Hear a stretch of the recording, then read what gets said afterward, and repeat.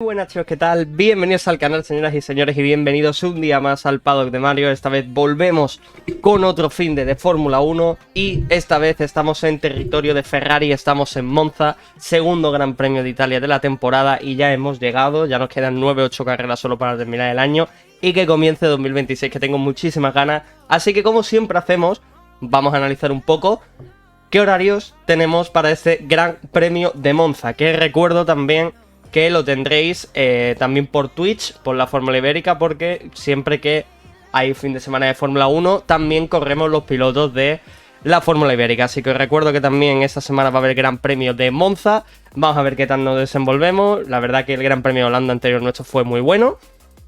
Hicimos, creo que salimos novenos, décimos en la sprint, acabamos séptimos con un trompo. O sea que podemos remontar y luego en la carrera salimos segundos.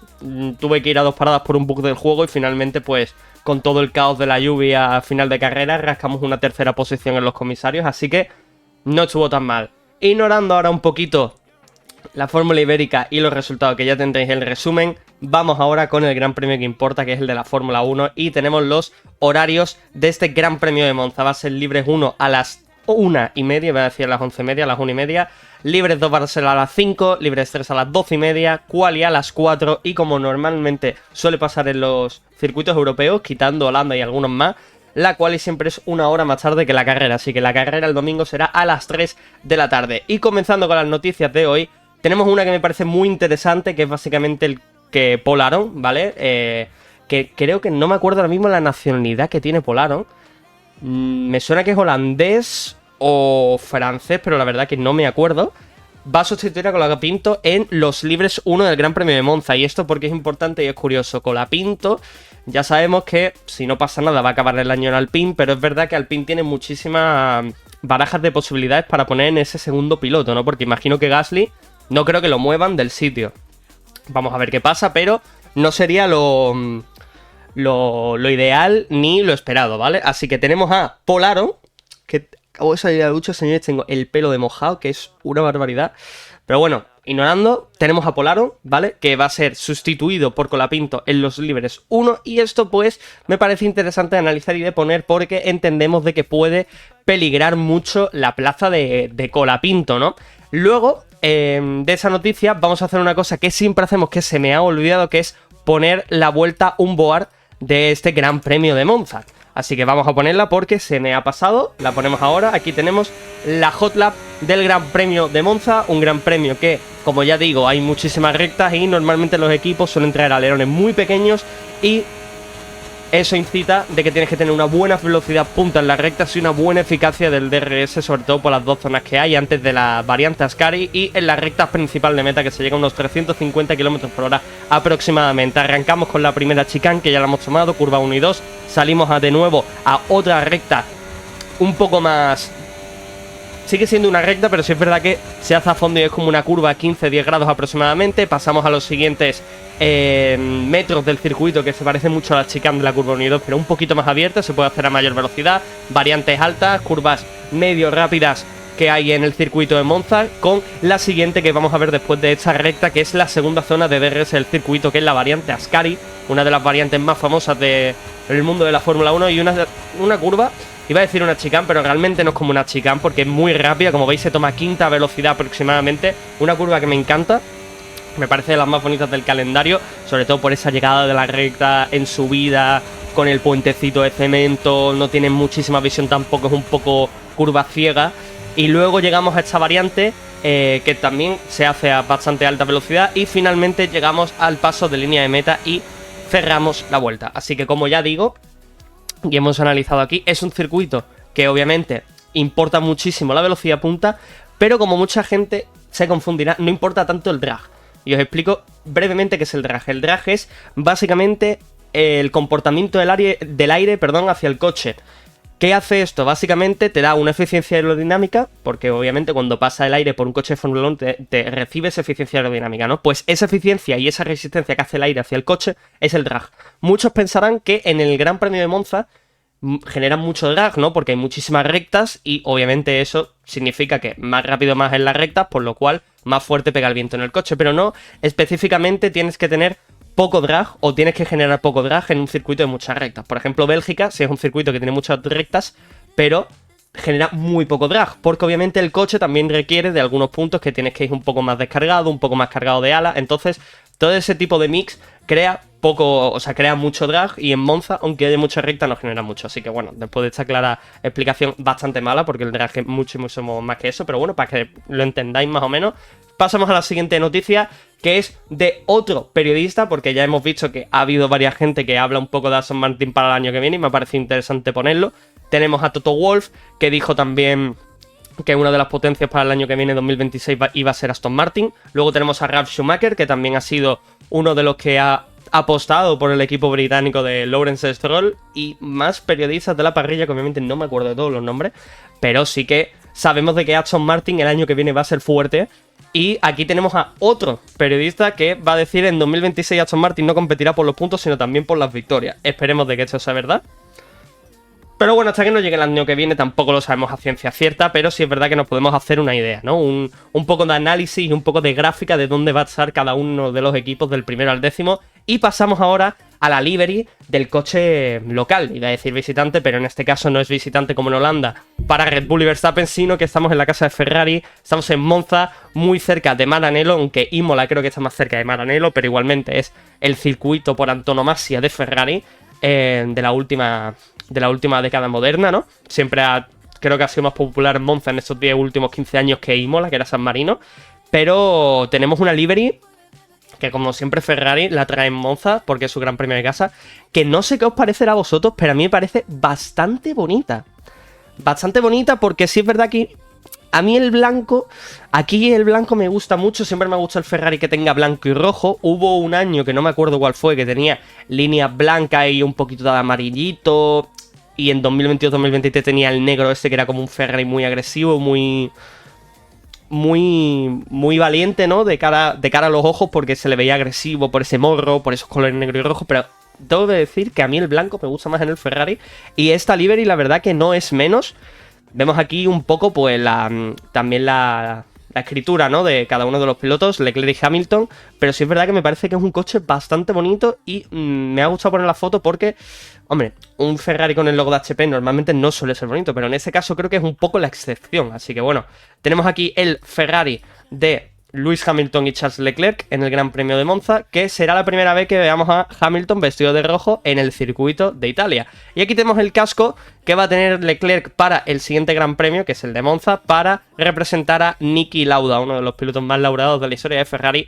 Y continuamos con un poquito de Stefano Domenicali, ya sabemos, el jefe de la FIA, el jefe de todo este circo, el gran circo que tenemos aquí montado en la Fórmula 1, y habla un poco de los circuitos y cómo va a ser el calendario para futuras temporadas, ¿no? Ha hablado del regreso de Hockenheim, que es el circuito de Alemania, un circuito que a mí me flipaba, me gustaba muchísimo. También ha confirmado de que hay interés por Barcelona, de que puede seguir en 2026 y más, por el tema de las motos y tal, y también para algunos test, y es un circuito que siempre se suele estar muy bien para el tema de test y el tema de pruebas.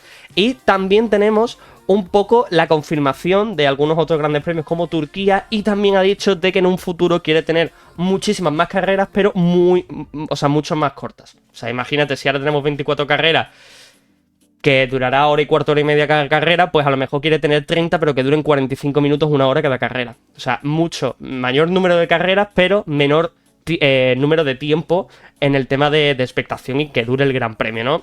A mí me parece que es un error. Yo creo que deberían, de hecho, quitar carreras y dejar, yo creo que 20. Para mí es el número perfecto. 20, 21 yo creo que me parece muy tope, pero ya 24, 25 que vamos a tener ya me parece un poco excesivo, contando obviamente el circuito de Madrid del año que viene, el IFEMA. Y ahora, señores, pasamos a, obviamente, lo que siempre hacemos antes de cada uno de los grandes premios, cómo va cada equipo al Gran Premio de Monza, empezando por Alpine, el último equipo, el equipo que está en la cola de la parrilla, el equipo que no pega ningún tipo de acierto en su coche en bastantes carreras, quitando Bahrein.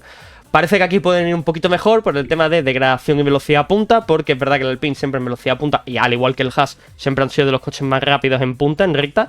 Pero vamos a ver qué tal va el coche. Salimos de la anterior carrera con un colapinto bastante fuerte, superando a Pierre Gasly en carrera, aunque Alpine le arruinó la estrategia y que podía haber puntuado, pero al final no pudo ser así. Pero sí es verdad que un Gran Premio de Holanda complicado para ellos y para todos en general, porque fue un poco ruleta. O sea, creo que hubo 2 safety cars, un virtual, que iba a llegar la lluvia, que al final era baja la lluvia, no entraron al final, se quedaron fuera. Pudo haber una bandera roja también por un accidente que hubo, que yo creo que el de Leclerc y Antonelli debería haber sido bandera roja por el simple hecho de debris, residuos, restos de coche en la pista. También el tema de la grava, o sea que se podía haber liado muchísimo más la carrera, y es verdad que ha sido un gran premio complicado para todos y mucho menos para Alpine. Veamos cómo llegan en Monza. Obviamente ya el tema de las mejoras no lo voy a comentar porque ningún equipo va a traer, a no ser que sean cosas específicas para el circuito, porque recordemos que todos se centran en la nueva normativa del año que viene, que es 2026. Pasamos ahora al equipo Haas, el equipo estadounidense, el único equipo estadounidense que hay en la Fórmula 1 y que el año que viene cambiará porque habrá uno más, que será Cadillac.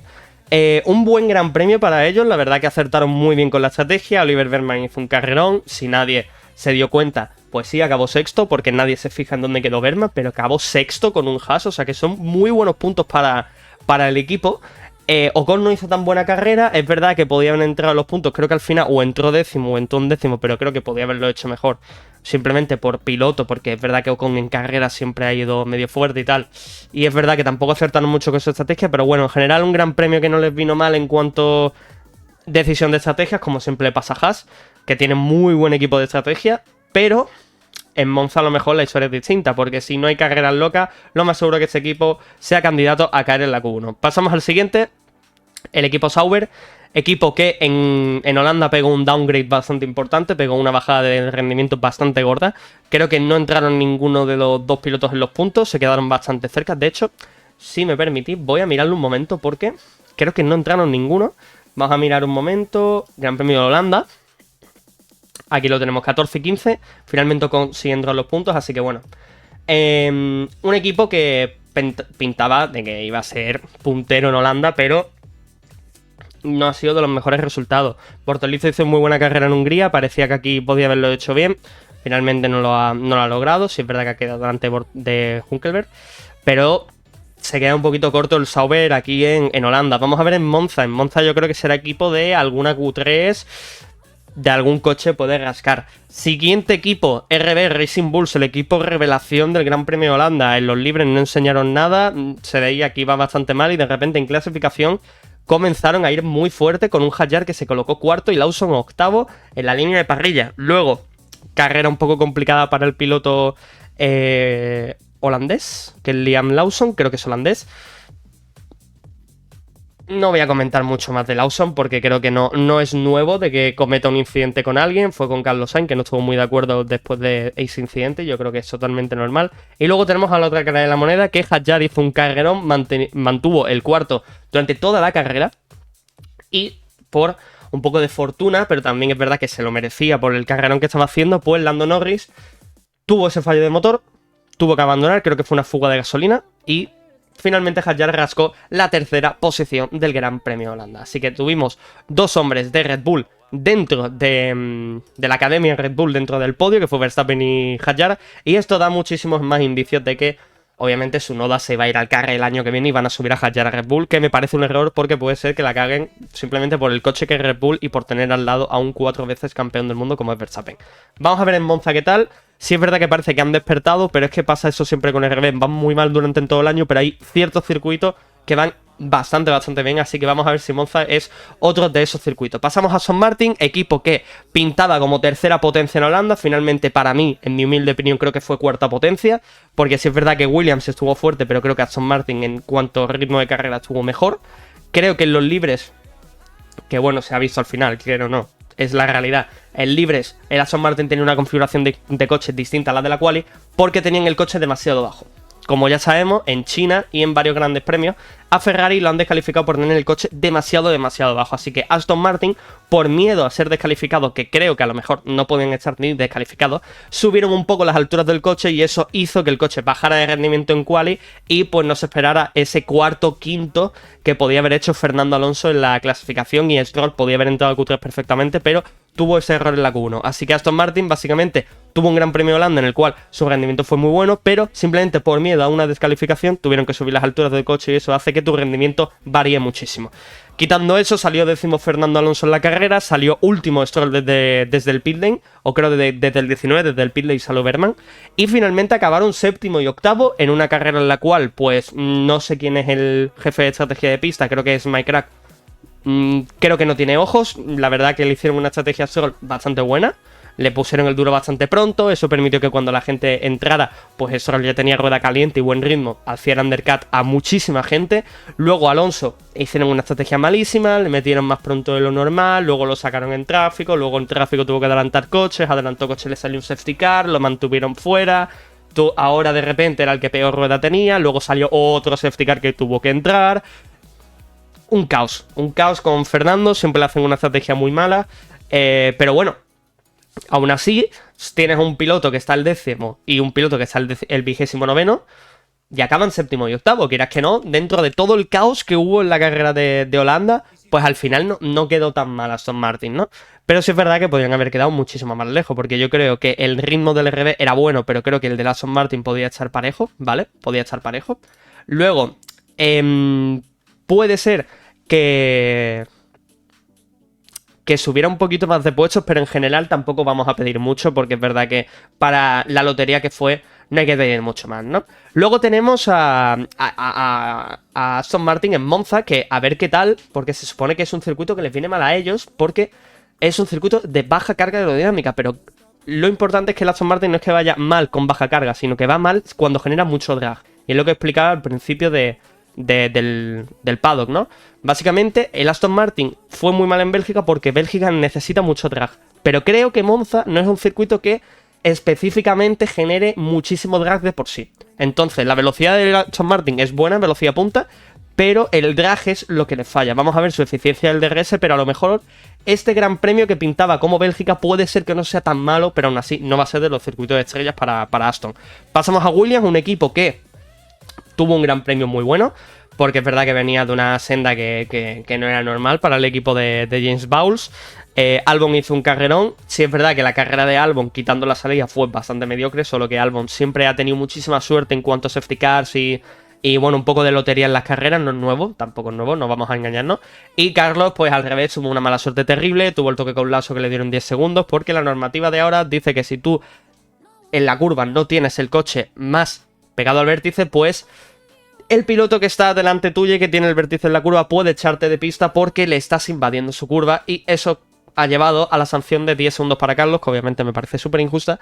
Y luego de ese gran premio vamos a pasar a Monza, un gran premio en el cual Williams siempre históricamente ha ido muy bien. Vamos a ver si en este coche sigue yendo igual de bien como ha ido históricamente, porque la velocidad punta del Williams siempre ha sido muy buena. Pero la verdad que me da bastante curiosidad verlos en el circuito de Monza, y circuito en el cual van a ser enemigos esta gente, que es Red Bull. Tsunoda no hizo mal el gran premio, no, para ser Tsunoda no lo hizo mal, pero sí es verdad que podía haber sacado muchísimo más. Verstappen hizo una carrera increíble, en la salida se comió a Lando Norris, hizo un volantazo, que es verdad, a lo mejor soy de los pocos que opina esto, pero obviamente la salvada es buenísima, pero creo que se ve muchísimo más exagerado en televisión que lo que fue el volantazo, porque el volantazo tampoco fue una cosa loca. Sí es verdad que toca hierba y tal, y que es complicado, pero me parece que Verstappen ha tenido muchísimas mejores salvadas que esas, pero sí es verdad que lo hizo muy bien. Luego, cuando salió el safety en las últimas vueltas, puso el blando nuevo todos y iba ya al ataque de Piastri, finalmente no pudo y se quedó segunda posición. Vamos a ver en Monza qué tal. El Red Bull sí es verdad que en Monza siempre se ha defendido muy bien, pero a lo mejor pues no termina de ir muy bien. Y es verdad que el equipo que más dudas tengo de toda la parrilla, con el siguiente, que es Mercedes, tuvo un gran premio un poco malo. No es un gran premio en el cual tampoco se veía que Mercedes iba muy bien, pero tampoco que fuera tan mal. Antonelli estaba haciendo buena carrera, pero tuvo el toque con Leclerc innecesario. Y Russell, pues hombre invisible, siempre acabó bien, ¿no? Pero sí es verdad que Mercedes en Monza puede ir muy bien, pero es que tampoco tengo mucho más que comentar. La verdad que de Red Bull y Mercedes tengo bastantes dudas. Y luego pasamos al local, que es obviamente Ferrari, el equipo local de Monza. Vamos a ver qué tal va. Yo creo que va a ir muy bien, sinceramente. Creo que puede ser candidato a ese escalón del podio. Pero obviamente Hamilton se tiene que espabilar, tiene que aprovechar después de ese gran premio malísimo que tiene otra vez en Holanda. Dos trompos en los libres. quali decente, pero luego llegas a carrera y te estampas solo. Poco jodido, ¿no? Pero bueno, vamos a ver en Monza qué tal. Porque luego de Monza obviamente pasamos a McLaren. McLaren, que es el equipo puntero, que Piastri ha podido separarse del Mundial y ha podido pues ir... Eso, señores, perdonad que habían entrado un momentillo y tampoco es plan. Como iba diciendo, McLaren es el equipo puntero esta semana, como siempre ha sido. Creo que McLaren, como iba diciendo, Piastri creo que tiene medio mundial hecho, si no le pasa nada. Porque sí es verdad que hizo un pedazo de carrera en Holanda increíble, controló a Norris increíble, a Verstappen, a Hadjar, aguantó, tuvo esa templanza de enseñarle la zanahoria a Norris y quitársela. Lo hizo muy bien, Piastri fue un carrerón, creo que no hay ningún tipo de palabras para él y me parece que va a ser el siguiente ganador del Mundial y es también lo que yo quiero. Así que señores, terminamos el paddock de hoy, vamos a ver qué tal se ve el Gran Premio de Monza, esperemos que esté igual de entretenido que en el de Holanda porque parecía que no, pero al final estuvo guapa la carrera. Nos veremos en lo siguiente y también agradeceros muchísimo por el apoyo que está recibiendo el canal. Hemos subido creo que 7 seguidores nuevos en 3 días, que es verdad que para la poca gente que tenemos es una media bastante buena. Muy buenas visualizaciones también por vídeo, muy buenos comentarios, la verdad que os estáis portando. Vamos a ver si seguimos con este buen ritmo y que prontito, como ya he dicho varias veces, continuaremos con las cositas en Twitch, que tampoco hay que dejarlo abandonado. Y si es verdad que a mí los directos me gustan mucho. Así que señores, muchísimas gracias por ver el paddock y nos veremos en el siguiente. Chao, chao, chao.